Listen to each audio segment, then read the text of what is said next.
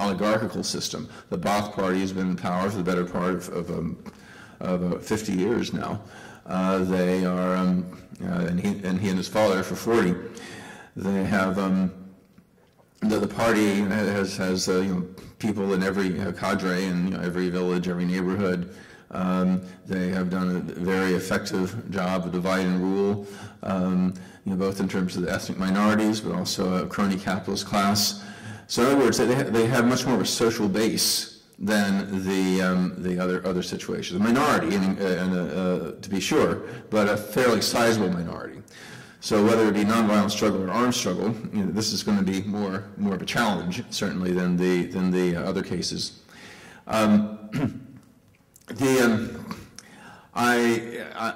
someone who studied unarmed insurrections and nonviolent struggles that have overthrown dictatorships, and there have been literally dozens of them. It's been, in fact, the main means of the 70 or more countries that have gone from dictatorship to some form of democracy in the past 35 years or so. I've never known people who've been so courageous and so resourceful against such savage suppression as the Syrians. It's just been quite remarkable. And many, understandably, given the level of repression, have taken up arms, both defectors from the armed forces who can no longer obey orders to shoot into nonviolent protesters, but armed civilians as well. And I don't make moral judgments against people who feel a need to take up arms under severe oppression. Just strategically, I think it's a big mistake because they're basically facing the regime at its strongest point, that is, armed force. Nonviolent movements lead to much higher rates of defections among our armed forces and security. It gets people in the middle who may not like the regime, but may be suspect of the opposition as well. Armed struggle tends to consolidate support around the regime because they can say, oh, we're fighting terrorism, extremists, whereas you have this backfire phenomenon, or as Gene Sharp calls it, political jiu-jitsu, where the violence of the state against nonviolent opponents gets a lot more sympathy, to the opposition.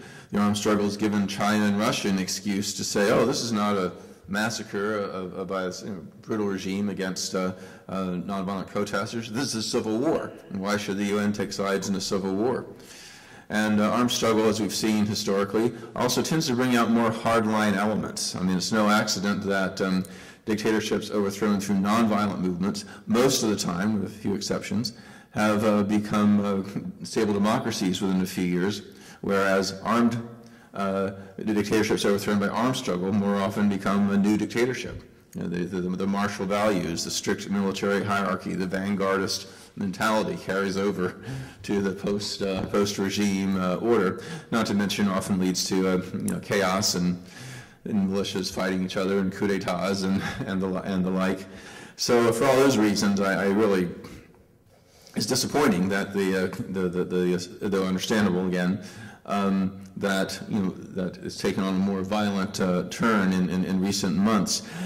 What gives me hope, though, is that there is still a major civilian component. In fact, when the first day of the ceasefire, when it actually seemed to be holding at least a little bit, there are more than 700 demonstrations across the country, including in 100,000 in the suburb of Damascus. Even, I mean, it was huge. There is still a major civilian component to the uprising, which I think gives me hope. I think foreign intervention would be a very, very bad idea. I mean, that would be the worst case scenario because the Ba'ath Party has a strong tradition of nationalism. The treatment by Western countries of Syria over the years, I've outlined this in a recent article, has been really pretty atrocious and would play right into the hands of the regime. People tend to rally around the flag in situations of foreign intervention, and look who the intervening people are. I mean, if it's just the United States or Britain, whatever. I mean, U.S. and Britain are big supporters of Bahrain, the dictatorial regime that brutally crushed a nonviolent movement that had the largest amount of participants per capita of any of the Arab Spring revolutions, and was probably about the most nonviolent, consistently nonviolent of any of the Arab revolutions. So I don't take seriously that Britain and the United States are interested in democracy. And what about Saudi Arabia? I mean, give me a break. What do they have against Assad? That it's a dictatorship that doesn't allow free elections, and the ruler is ruler because he happens to be the son of the previous autocratic ruler. I mean, that's a description of Saudi Arabia. Saudi Arabia is worse in a lot of ways. So it's clearly, these countries intervene and decide we're here to stop human rights abuses and promote democracy. No one should take that seriously.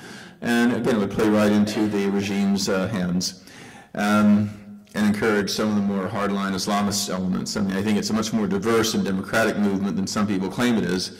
But I think, again, if the armed component, the more that's in the ascendancy, the more likely, the more negative scenarios would come to pass. And so I'd hate to see an intervention end up encouraging the wing of the movement, which I think would be least effective and long term, and not to mention will cost a lot more lives than continue in the nonviolent struggle. So the best case scenario I would see is that the civilian component would remain the most powerful force, that the combination of general strikes and alternative institutions and boycotts and other kinds of resistance will combined with targeted international sanctions will damage the economy enough so that some of the key economic forces that support the regime will go to the rulers and say, this isn't working anymore, you got to go.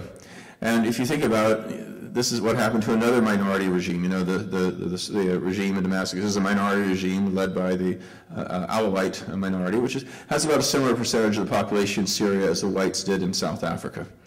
And like the whites in South Africa, they used divide and rule with some of the other ethnic and minority groups. But it was that kind of pressure, the disruption of the township, the rise of COSATU, the labor movement, the United Democratic Front, and others combined with targeted international sanctions that forced the white capitalist elite to go to the Afrikaners and say, hey guys, the gig is up, we can't survive with this, you got to release Mandela, legalize the ANC, and negotiate a transition. And so I see this really may be the best case scenario. I'd rather not think of the worst case ones. So let me ask you, Johan, just in terms of what happened today, there was talk of people power, there was talk of the Gandhian approach, there was talk of the Gene Sharp approach. What would your approach be to this seemingly intractable situation? Well, here we are exactly in the midst of it. I would start with the solution.